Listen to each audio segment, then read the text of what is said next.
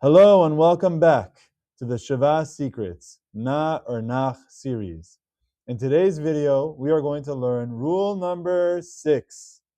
When there is a Sheva under one of the silent letters, it is a Sheva Nach. Let's dive in.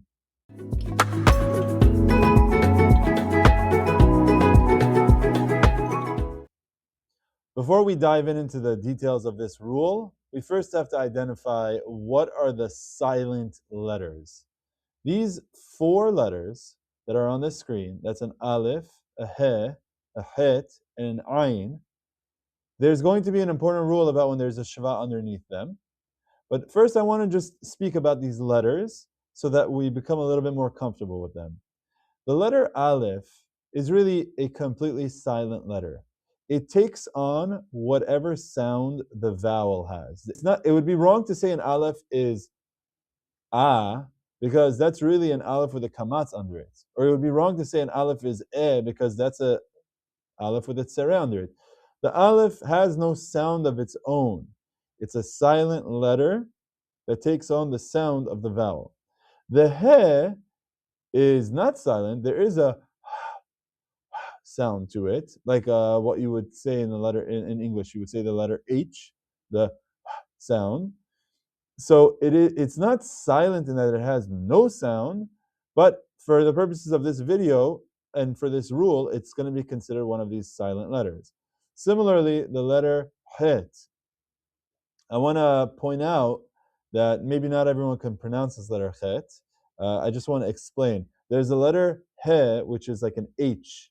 Then there's the letter Chaf, which is not on the screen now. The letter Chaf is a very like sound. And somewhere in between in that spectrum of an H of a He and a ch, maybe like a KH of the Chaf, in the middle there's the letter Het. Het has a sound to it, not like just a He. It's not simply a H sound. There's a little bit of like moving towards the Chaf sound, but it's not so, doesn't sound just like a Chaf. It's in between the letter Het. And now, again, you don't necessarily have to know this for understanding this rule, but just giving that extra context. The last letter on the screen that's considered a silent letter is the letter Ayin. The letter Ayin is different from an Aleph because an Ayin comes deeper down in the throat and there is a R sound to it. So when you read a word with an Ayin in there, it's deeper than if it's just an Aleph, it would be Ayin, whereas with a letter Ayin, it's Ayin. It's a little bit deeper.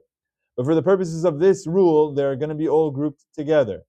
There are some that don't even differentiate between the Aleph and the Ayin, and there are some that don't differentiate between a Chet and a Chaf. But for the purposes of this rule, giving this background, these are the 4 silent letters. Now that we've identified what are the 4 silent letters, what's the rule?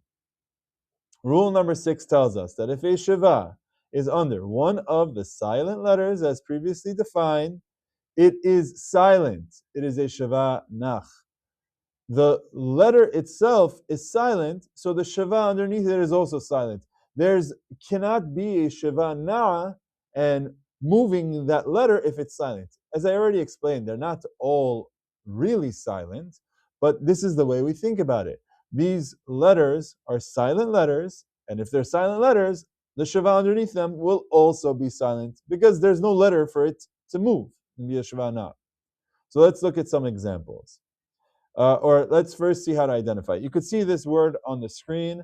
The word is Nun He with a Sheva underneath the He. Well, the He is one of our 4 silent letters. Therefore, the way this word would be read is Nihya, like the bracha of Shehakol Nihya Bidvaro. Nih. Now, the truth is, you can hear I am pronouncing that He,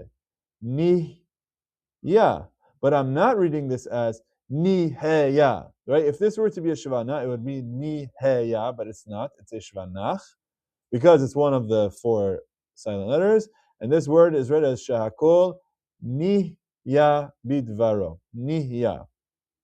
Here's some more examples. Pasuk in the Torah with Chaye Sarah, Vayiyu. That He underneath it has a Sheva. It's a Sheva under one of the silent letters. It's going to be pronounced as a Sheva Nach. vayihyu. Example number 2, the word is ma'ala. You can hear I am pronouncing the ayin from ma'ala, but the sheva is a Sheva Nach. I am not pronouncing it as a ma'ela, which would be a Sheva Na. The 2 syllables, ma'la. And word number 3 on the screen is mahberet. 3 syllables, mahberet. If you can't pronounce the Chet or the Ayin, that's okay. That's not the purpose of this series. The purpose of this series is to help us identify when it's a Sheva Na or Sheva Nach.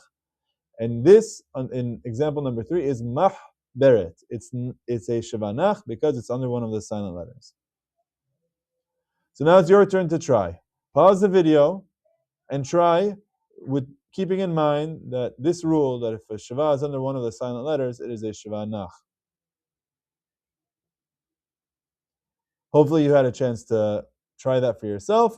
Word number 1 is tiyena. 3 syllables. Tiyena. And word number 2 is going to be lesor. Lesor. Word number 2, that Aleph is a silent letter. And underneath it is a silent Sheva. So really that second letter doesn't give you any sound. It's just ending that first syllable. Le sor. And if that letter weren't there, the word would still be read the same of le sor. So let's look at our updated rule bank as it's growing one at a time. Rule number 1, a Sheva at the beginning of the word, Sheva Na. Rule number 2, a Sheva under a letter with a dagesh, Sheva Na. Rule number 3, 2 Shevas in a row. The first will always be a Sheva Nach, silent. The second will be a Sheva Na, and it will be pronounced. Rule number 4, a Sheva at the end of the word, or even 2 Shevaim at the end of the word, they are both going to be a Sheva Nach. So a Sheva at the end of the word is a Sheva Nach. And even if there's a dagesh in that letter, it's still going to be a Sheva Nach. And even if it's a double Sheva, still a Sheva Nach. Rule number 5, twin letters, which means we have one letter that's repeating itself, and there is a Sheva under the first of those twins. It is a Sheva Na, like Hallelujah. And today's rule is that if a Sheva is under one of the 4 silent letters, which is Aleph, He, Het, or Ayin, it is silent as well as a Sheva Nach. In our next video, we're going to learn a default rule that there will be exceptions, but this is going to be a very important baseline, telling us that if a Sheva is in the middle of the word, it's going to be a Sheva Nach. As always, if you have any questions, feel free to put them in the comment section below. Please like the video, subscribe to the channel, and share this video with anyone who you feel will find this series helpful. See you next time.